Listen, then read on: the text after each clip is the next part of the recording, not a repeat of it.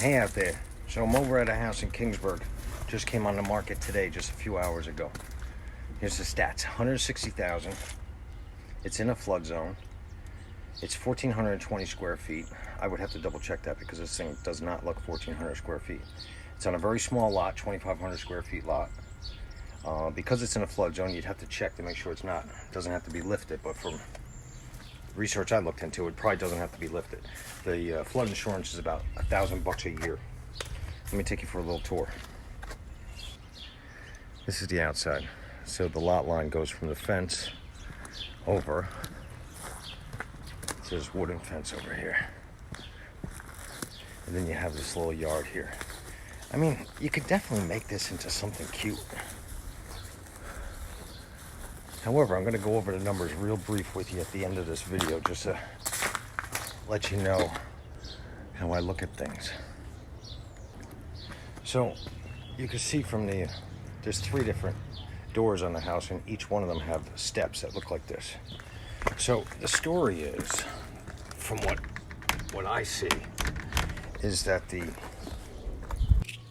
I changed midstream because I couldn't get in that back door.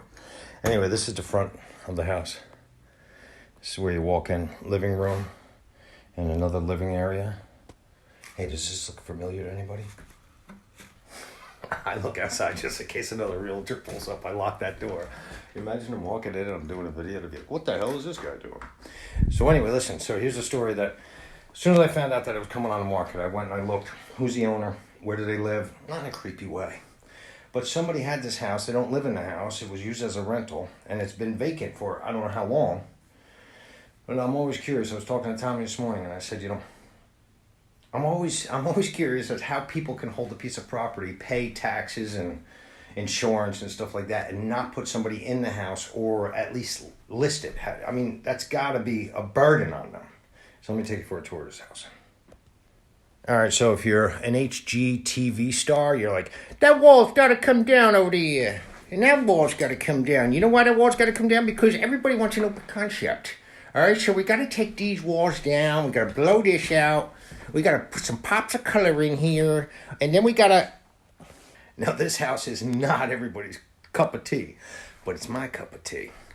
I don't know how people let the carpets get like this, but oh... Carpets are the least of our worries in this place, right? That's the stairs going up. It's a cape, so there's 2 small bedrooms up there with the slanted ceilings from the roof line. I grew up in a cape. It was very cute. My parents did what they could with the house. They were neat, and it was really quite cute. I grew up in Union Beach, one town over. Bathroom, so you need a whole new bathroom, obviously. Everything is new in here. You have to put everything new in here. Here's the kitchen. It's a decent sized kitchen, especially for this house. I don't know about the 1,400 square feet. I'd have to measure it, but the kitchen's nice and sizable. This used to be a porch that they enclosed because this is all concrete, cinder block. And this was the back door that I was starting to enter into before. So people use this room for extra square feet. I'd do the same thing if it was this small of a house. You definitely can't blow out these walls, though, to make this an add-on for, like, the kitchen or the bedroom because it's cinder block. And how do you guys feel about mold?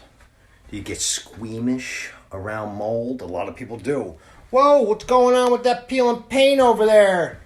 That's the infamous yellow mold that everybody talks about.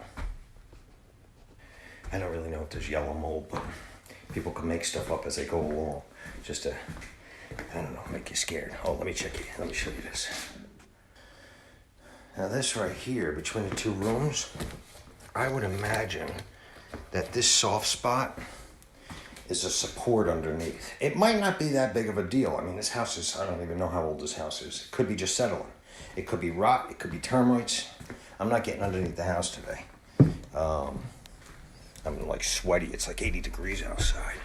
So you're coming upstairs. You got a small bedroom over here to the left. Yeah, it needs some work. And let me tell you something. I grew up in a cape, very similar to this. It was much nicer. But in the summers in Jersey, the heat up here, it was sweltering.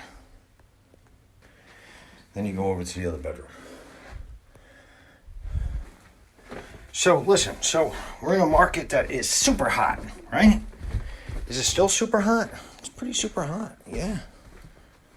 I understand they already have a cash offer at 160 on this house.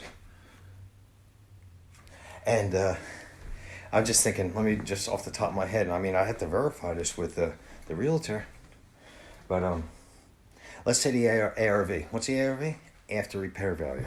Let's say the ARV on this is, I don't know, let's say 300. And we're counting on the market being as hot as it is 3-4 months from after we get it. So let's say we have to go up to 180 for this house. And the ARV is 300. That's $120,000 spread. Man, that sounds awesome, Harry. Get it. Go to 180. But wait. 180. What are we going to dump into this place? I shouldn't even say dump. What are we going to put into as far as a budget for this place? New kitchen, new bath, new flooring. We don't know what's going on up there with the mold situation, everything else. Let's just say off the top of my head, 60. Just to be on the safe side. We get Tommy the Extraordinaire out here. Matter of fact, maybe Tommy wants a partner with me on this. So 180, let's say. You put 60 into it, 240.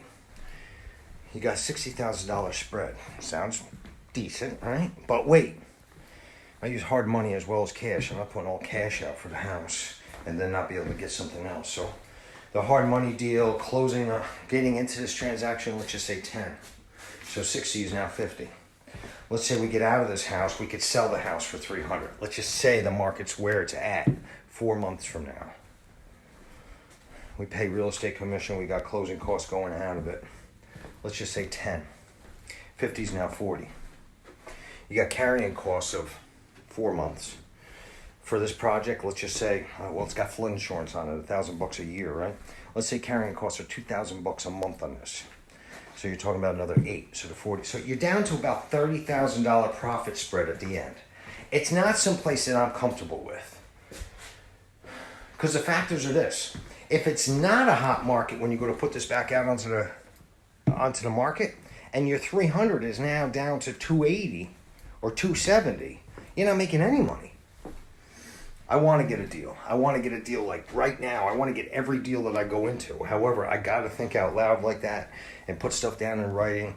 Maybe I'm off. Maybe the ARV is 330 or 340 or 350 or something. I don't think so.